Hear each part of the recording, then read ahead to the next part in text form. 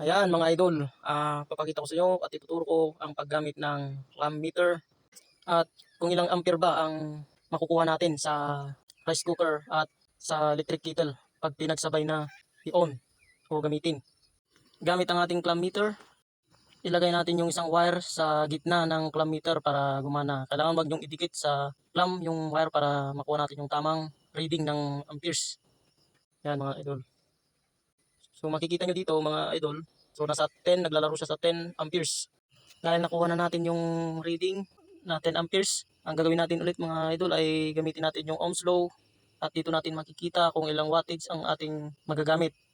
Ang 10 amperes multiply to 220 volts is equal to 2,200 watts ang nagagamit mo kapag pinagsabay mo ang electric kettle at rice cooker. Hanggang dito muna mga idol. Maraming salamat sa susunod na video. Huwag kalimutang mag-follow and share para sa mga susunod na video.